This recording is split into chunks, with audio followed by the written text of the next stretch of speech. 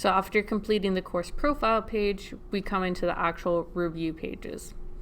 And you may see about 5 pages here. You may only see 1, you may see 2. It really just depends on the purpose of you completing a review. However, all pages do have the exact same text, information, and layout. So for instance, this is an ID page. SME was typically reserved for faculty, reviewer 1, reviewer 2, reviewer 3. They're all exact same text, exact same content. So I'm going to use the ID page just for this example. The OSCQR is broken into 6 sections: course overview and information, course technology and tools, design and layout, content and activities, interaction, assessment and feedback, and lastly, mobile standards. The mobile standards, or 7th section, is only required for the Online Learning Advisory Committee reviewers and is not required for anyone else who may be completing this review. You may still see it, and it is completely optional if you're not a review member, but overall not required. So there are 50 criteria that we look for when evaluating our online courses, and they fall into each of these 6 sections. And each of these criteria are written in an easy to understand and read format. However, they can be a bit vague, or you may need more explanation, in which case you can scroll to the right and all of these links will link out to the official OSCQR webpage. So in this example, we are looking at criteria 8, and if I click this hyperlink, it will open to OSCQR Standard 8, where it will give me the criteria that I'm reviewing.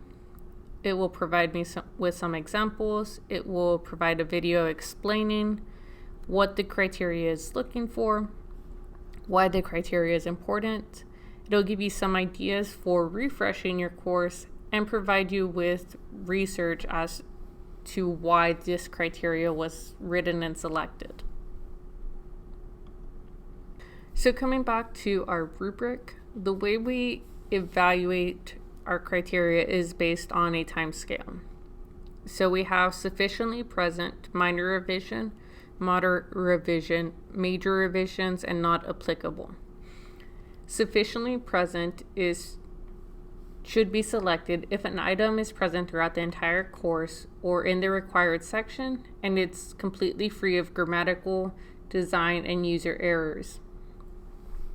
So in this case, I would just mark it with any character, letters, numbers,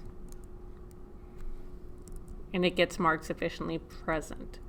So you know you've indicated something or made a selection by the box turning from gray to blue. With minor revision, these are items that will typically take a half hour or less, and they are usually very specific items such as updating links. This may also be uploading a document that was mentioned and may be missing. These are very small errors or updates that can be completed quickly. Moderate revision typically take between a half hour to 2 hours to complete. These are a little larger items and may span multiple modules or even the entire course. These are things like module videos or course overview videos that just take a little bit longer to produce that may not already exist. Moderate revision can also be given for something like lots of spelling or grammar errors, which on their own won't take very long, but because there are so many, they bump up the time to revise. Major revision is reserved for larger and more complex items. because they'll typically take longer than 2 hours to complete. So these are overarching course-based issues or problems, and they're just things we need to address at the course level, not necessarily within specific modules. They're typically seen within our content and interaction sections. Usually we are missing some sort of like student-to-student interaction, or we're not asking students to think critically. So this would be time to develop new assignments, add in some engagement that is just not present in the course right now. So that would be a major revision.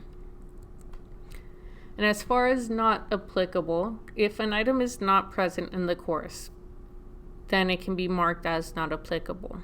However, if an item should be present, but it for whatever reason is not in the course, such as the syllabus or links to plagiarism or accommodations, we can mark it as not applicable, but then we can also indicate should be in the course.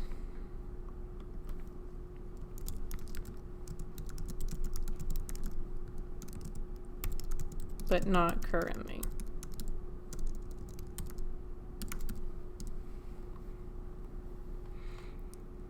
So again, not applicable is for things that aren't there, but should be, or aren't there and aren't needed. There's one specific section talking about PowerPoints and tables.